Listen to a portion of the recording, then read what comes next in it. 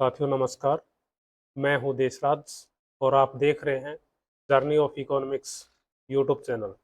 Journey of economics digital platform में आप सभी का स्वागत है। साथियों, जैसा कि आपको मालूम है, हम आरपीएससी स्कूल व्याख्याता परीक्षा के पूर्व में आए हुए प्रश्नों का हल कर रहे हैं, जिसकी आज यह चौथी क्लास है, अर्थात चौथी सीरीज है, जिसमें हम महत्वपूर्ण 10 प्रश्नों का हल करेंगे। साथियों, इन प्रश्नों का हल करने से पहले या इस वीडियो को देखने से पहले यदि अभी तक आपने इन प्रश्नों का टेस्ट नहीं दिया है तो आप पहले जर्नी ऑफ इकोनॉमिक्स एप्लीकेशन पर इनका टेस्ट दीजिए और उसके बाद उनका सॉल्यूशन देखने के लिए आप journey of economics YouTube channel पर वीडियो के रूप में टेस्ट का सॉल्यूशन देख सकते हैं। इसी कड़ी में आज का जो हमारा प्रश्न है, पहला प्रश्न वह है, निम्न ये सभी एकाधिकार के लक्षण हैं एक के अलावा। यहाँ पर 4 विकल्प दिए गए हैं, जिनमें से 3 विकल्प एकाधिकार मोनोपोली के लक्षण हैं और एक विकल्प ऐसा है जो मोनोपोली के लक्षण को नहीं दर्शाता है। हमें उस विकल्प का चयन करना है जिसमें एकाधिकार बाजार या मोनोपोली मार्केट के लक्षण नहीं है। सबसे पहले इसमें जो है हमारा एक ही फर्म, बिल्कुल यह एकाधिकार बाजार की विशेषता है। एक ही firm, there is a single firm. एकाधिकार मार्केट में एक फर्म होती है, इसलिए यह सही है। सेकंड विकल्प है, फर्म अनूठा उत्पादन करती है। The firm produce a unique product. एकाधिकार में जो फर्म होती है वह अनूठा, अद्वितीय या विशेष अलग से प्रोडक्ट का उत्पादन करती है जो अन्य फर्मों के उत्पादन से मेल नहीं खाता है। अतः सेकंड विकल्प भी एकाधिकार का लक्षण है। एकाधिकार में मूल्य विभेद की संभावना अधिक होती है। एकाधिकार में प्रत्येक क्रेता से विक्रेता अलग अलग कीमत वसूल कर सकता है, अर्थात इसमें मूल्य विभेद की संभावना पाई जाती है। एकाधिकार के संदर्भ में एक प्रचलित मत है कि यहाँ पर मुंह देखकर टीके निकाले जाते हैं, या फिर हम कह सकते हैं जैसा चेहरा वैसी कीमत, अर्थात अलग अलग उपभोक्ता से एकाधिकार बाजार में अलग अलग कीमत वसूली जा सकती है। और नेक्स्ट है एक ही क्रेता। अगला विकल्प है एक ही क्रेता, जो बिल्कुल गलत है। अतः यहाँ आंसर होगा विकल्प 4। एकाधिकार बाजार में क्रेता अनेक होते हैं लेकिन विक्रेता एक होता है। क्रेता अनेक और विक्रेता एक होता है, इसलिए इस प्रश्न का आंसर विकल्प 4 होगा। नेक्स्ट जो प्रश्न है हमारा, धारणीय विकास की लक्ष्य संख्या है। धारणीय विकास की लक्ष्य संख्या है, goal of sustainable development is गुणवत्तापूर्ण शिक्षा, भुखमरी समाप्त करना, शुद्ध जल एवं स्वच्छता, असमानता में कमी। साथियों, सतत विकास के 17 लक्ष्य निर्धारित किए गए हैं, जिसमें यहाँ पर धारणीय विकास के लक्ष्य पूछे गए हैं कौन कौन से हैं या कौन से नहीं हैं। गुणवत्तापूर्ण शिक्षा है, जिसमें जीईआर में का टारगेट भारत का कितना है। यहाँ पर जीईआर का टारगेट 2030 तक 100% टारगेट प्राप्त करना है, यहाँ पर जो मुश्किल लग रहा है अभी तो वर्तमान कंडीशन के अकॉर्डिंग। सेकंड है भुखमरी समाप्त करना, जो भुखमरी वर्ल्ड में फैली हुई है उसको समाप्त करना। सभी मानव प्रजाति को या सभी मानव को शुद्ध जल एवं स्वच्छता प्रदान करना, यह भी धारणीय विकास के लक्षण है।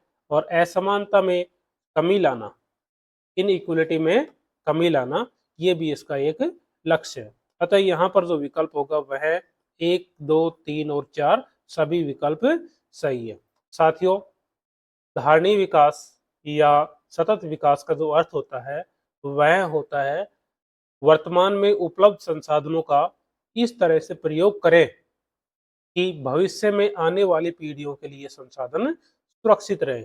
इस को ध्यान में रखते हुए धारणीय विकास की संकल्पना विकसित की गई। धारणीय विकास के लिए 2015 में संयुक्त राष्ट्र महासभा की 70वीं बैठक में, कौन सी बैठक में? 70वीं बैठक में सस्टेनेबल डेवलपमेंट गोल्स निर्धारित किए गए, जिनकी संख्या 17 की गई।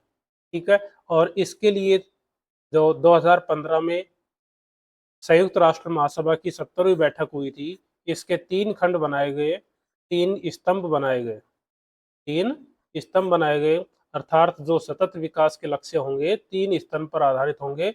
और वो तीनों स्तंभ कौन कौन से हैं?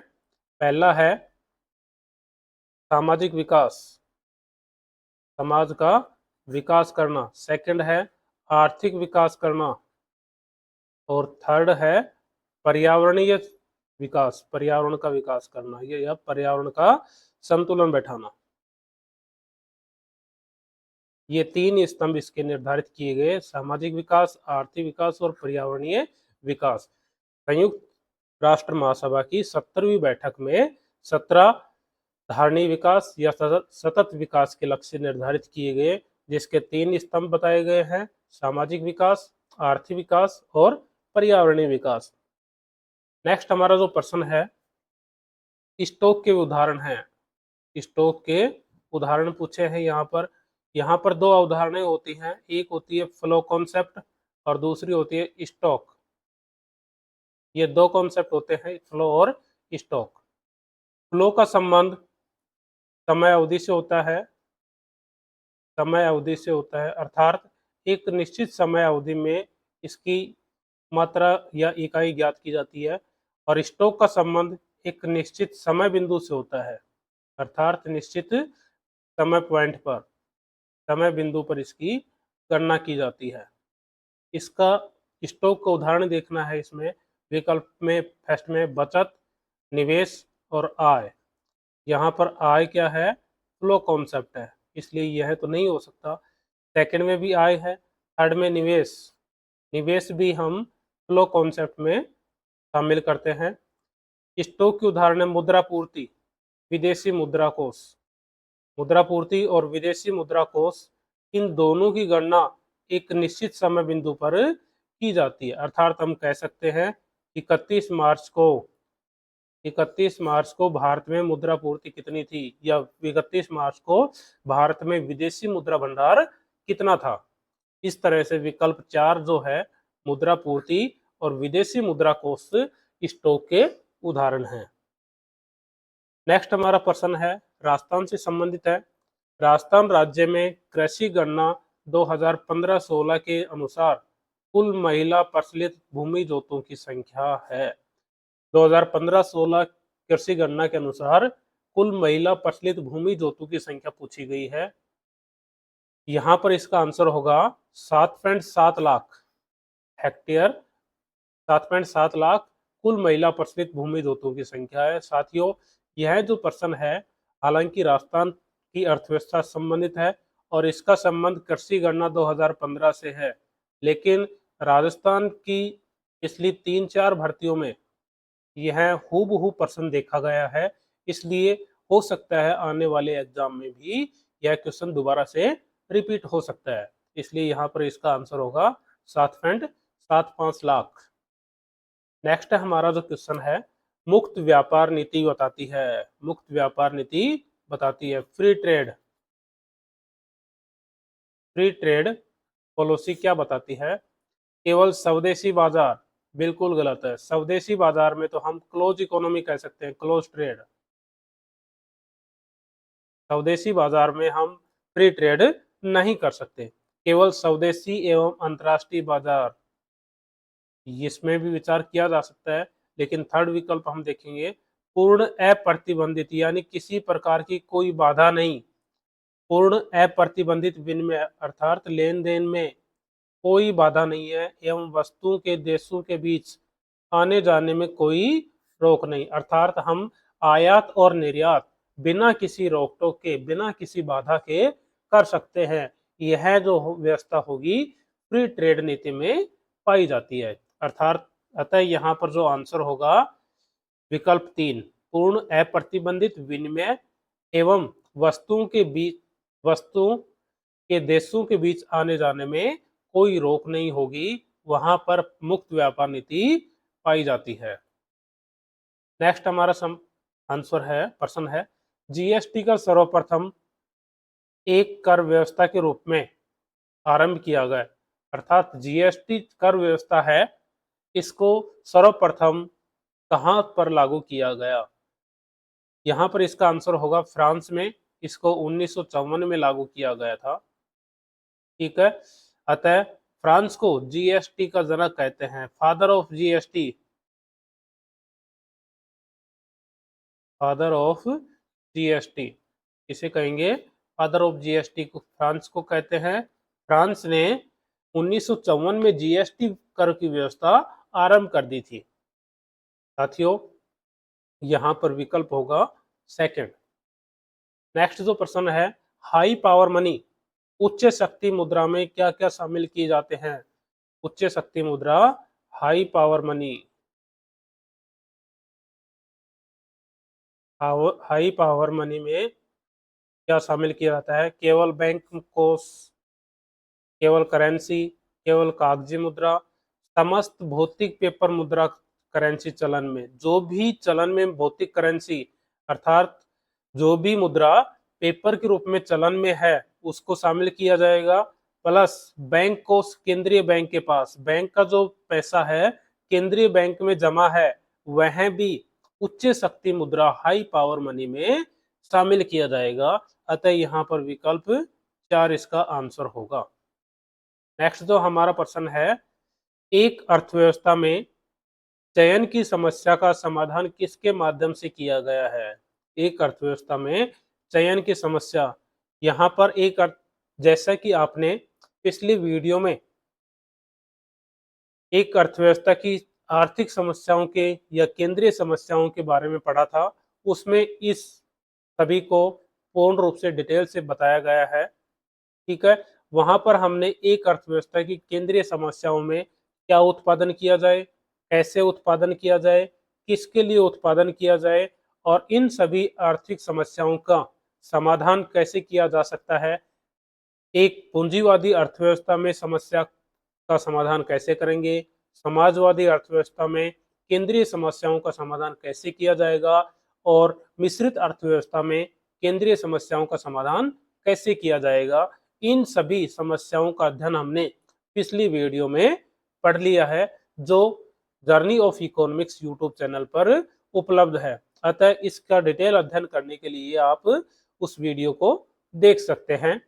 तो इसका जो आंसर होगा, एक अर्थव्यवस्था में चयन की समस्या, यहाँ पर पूछा गया चयन के संदर्भ में, चयन की समस्या जो है अर्थात कौन सी वस्तु का उत्पादन किया जाए, क्या उत्पादन किया जाए, इस समस्या का समाधान किसके माध्यम से होगा?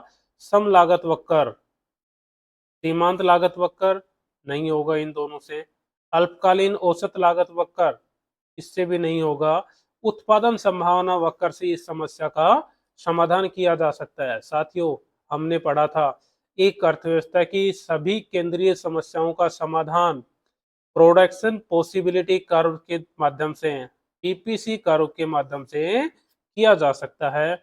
अतः यहाँ पर इसका जो आंसर होगा वह आंसर होगा विकल्प 4। और नेक्स्ट हमारा जो प्रश्न है आज का, वह है आज का लास्ट प्रश्न, जब एक मौद्रिक प्राधिकरण अर्थव्यवस्था को प्रोत्साहित करने के तरीके अपनाता है तब वह संकुचित मौद्रिक नीति कहलाती है, विस्तारवादी मौद्रिक नीति कहलाती है, राजकोषीय नीति या उपरोक्त में से कोई नहीं। एक मौद्रिक प्राधिकरण अर्थात मौद्रिक प्राधिकरण में यहाँ पर आएगा एक केंद्रीय बैंक, और केंद्रीय बैंक भारत का जो है वह है RBI, reserve bank of India. एक मौद्रिक प्राधिकरण अर्थव्यवस्था को प्रोत्साहित करने के लिए क्या तरीके अपनाएगा? वह निम्नलिखित तरीके अपना सकता है, और इसके लिए वह अपनाएगा आरआर, रेपो रेट में कमी कर सकता है, बैंक रेट में कमी कर सकता है, रिवर्स रेपो रेट में कमी कर सकता है, SLR में कमी कर सकता है। अतः यह कैसी नीति होगी? यह अगर इन सभी रेटों में, reverse repo rate, bank rate, reverse repo rate में, SLR में, इन सभी में कमी करता है तो निश्चित रूप से मार्केट में पैसे का या मुद्रा का प्रभाव बढ़ेगा, और मुद्रा का प्रभाव बढ़ेगा तो उसको हम कहेंगे विस्तारवादी मौद्रिक नीति। अतः यहाँ पर इसका आंसर होगा विस्तारवादी मौद्रिक नीति होगा। साथियों, आज हमने आरपीएससी स्कूल व्याख्याता परीक्षा 2022 में पूछे गए 10 प्रश्नों का हल किया। साथियों, अगर आपने इस वीडियो में कुछ सीखा है जो आपके भविष्य में एग्जाम में काम आने योग्य है, तो इस वीडियो को लाइक करें, और चैनल को अगर अभी तक सब्सक्राइब नहीं किया है तो सब्सक्राइब कीजिए, ताकि भविष्य में आने वाले लेटेस्ट वीडियो के अपडेट आपको मिलता रहे। और इस वीडियो के लिंक को आप अपने उन दोस्तों तक पहुंचाइए जिनको अर्थशास्त्र विषय में समझ की आवश्यकता है, अर्थशास्त्र विषय की अधिक जानकारी प्राप्त करना चाहते हैं। अगर आप ऐसा करते हैं, उन लोगों को जिनको इसकी आवश्यकता है वहां तक वीडियो को शेयर करते हैं, उनको फायदा होता है, तो निश्चित रूप से मुझे खुशी होगी, और आपके लिए जल्द ही अलग एक से बढ़कर एक अन्य अलग अलग टॉपिक के ऊपर वीडियो तैयार किए जाएंगे। धन्यवाद।